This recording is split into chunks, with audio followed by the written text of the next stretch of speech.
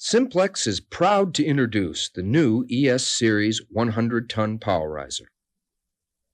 This completely self-contained hydraulic jacking device includes a lifting cylinder, a two-stage hydraulic pump, a power source, and a directional control valve.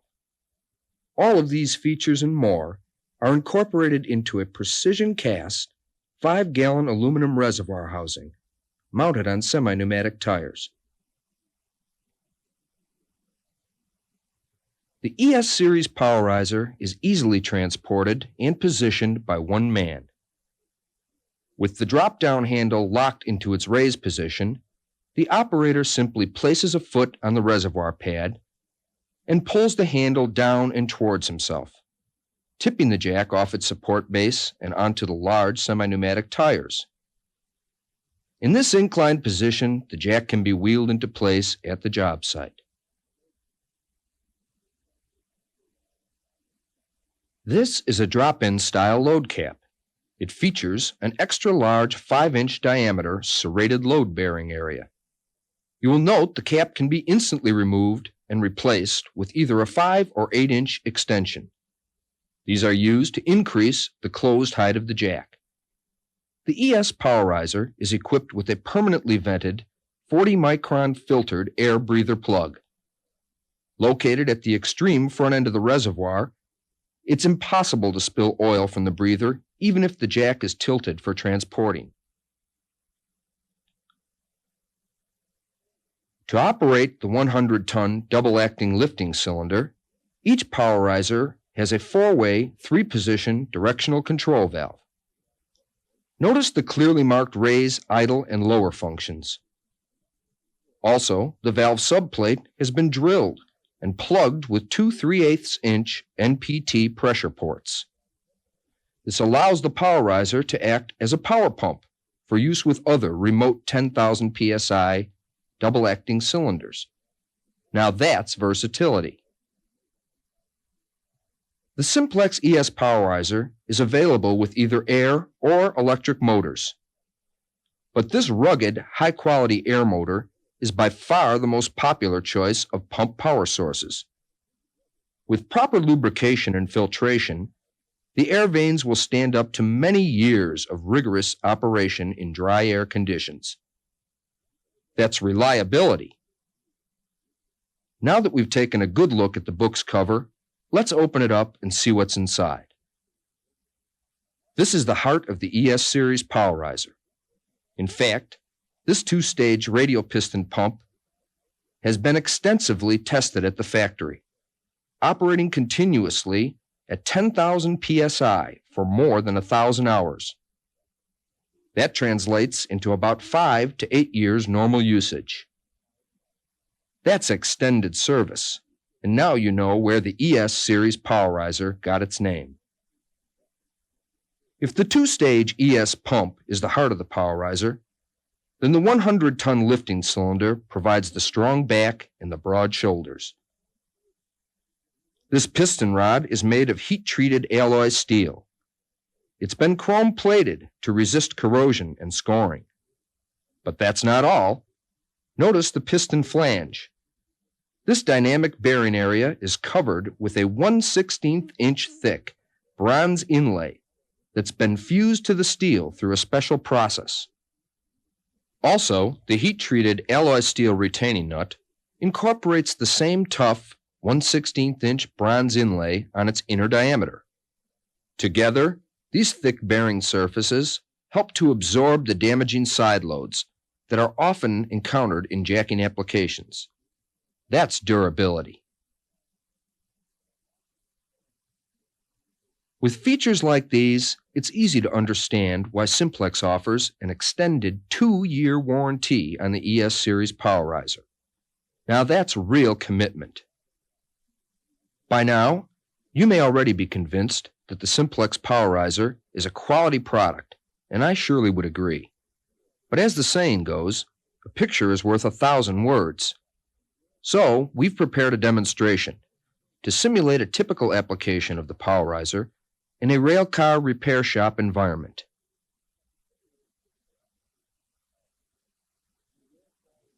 This boxcar serves as a test facility for Templeton Kenley and Company. It is permanently located on a stretch of rail siding behind our factory headquarters in Broadview, Illinois.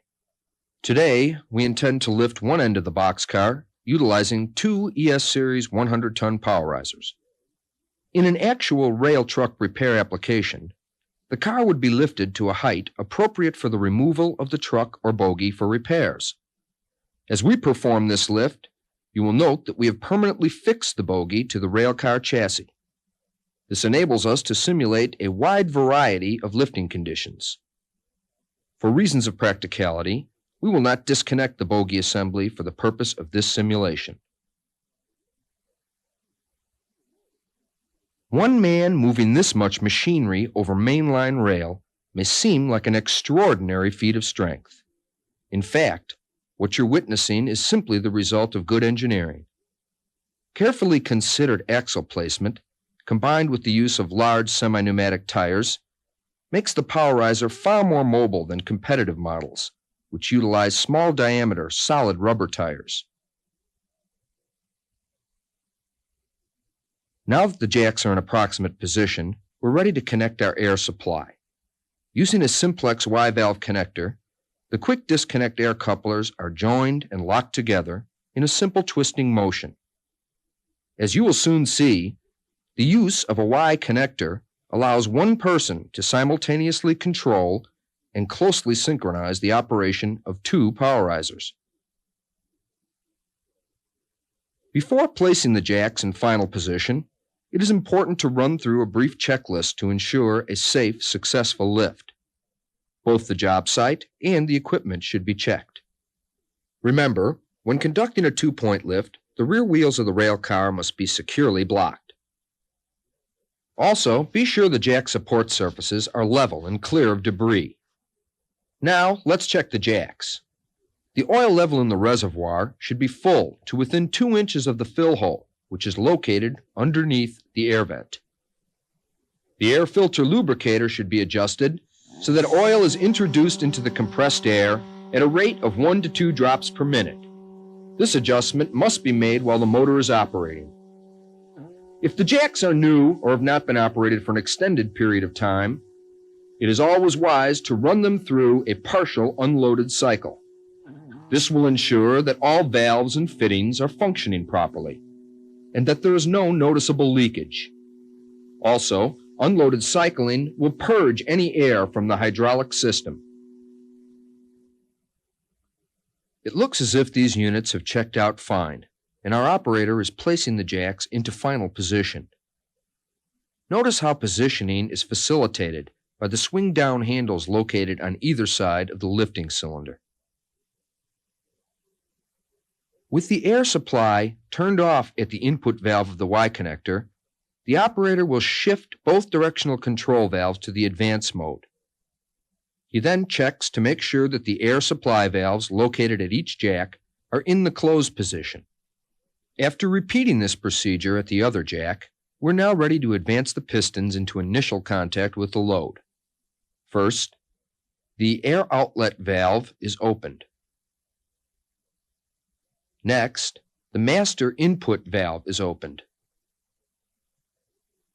Now, moving into position at the jack, the operator extends the piston by opening the air valve at the jack.